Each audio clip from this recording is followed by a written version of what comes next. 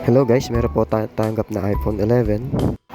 So sa battery niya, kailangan natin siyang gamitan ng thinner, lacquer thinner. Di pwede yung ibang thinner, kailangan yung mismong thinner, lacquer ang tatak. So sa ganitong paggawa, kailangan natin siyang palambutin. Mas madali na siyang tanggalin ngayon kasi pinapalambot nun yung dikit ng battery. Di medyo makunat lang kasi sa bandang ilalim di ko natanggal. So ayun na nga, pagka tanggal natin ng battery na yan, nagpapalitan na natin siya ng bagong battery. So ang ginawa ko dyan, tinanggal ko muna yung mga dating pandikit. Tapos kumuha ko ng pamunas para naman matuyo yung thinner na natira sa pinantanggal natin sa battery.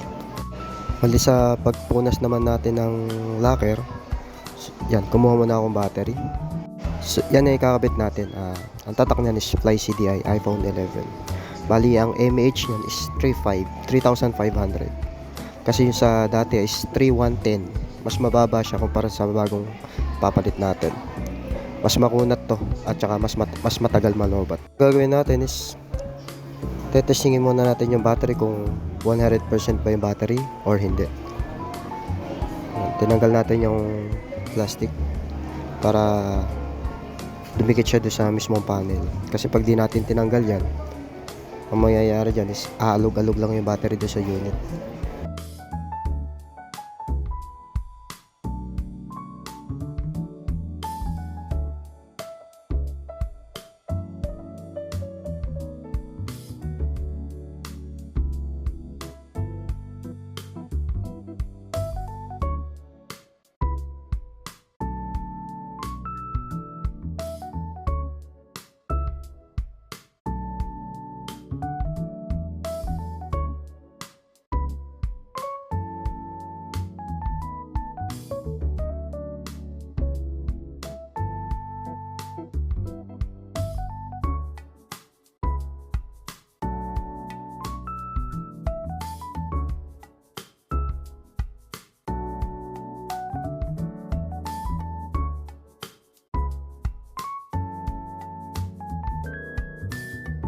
So dyan is pinapakita ko sa inyo na original lahat, battery lang talaga yung pinalitan natin. Original battery, original lahat, wala pang pinapalitan bukod lang sa battery.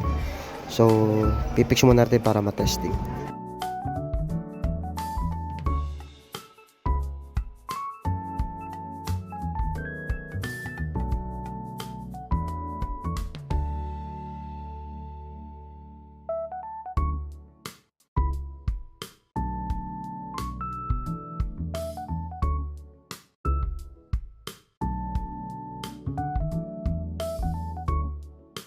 So ang gagawin natin is papakita ko sa inyo yung battery health niya. So yung red kanina may number, okay lang yun, normal lang pag pinapalitan na battery. Yan, 100% yung battery health. So yung dati niya hindi ko na naipakita is 71 yung battery health. So hindi na siya okay.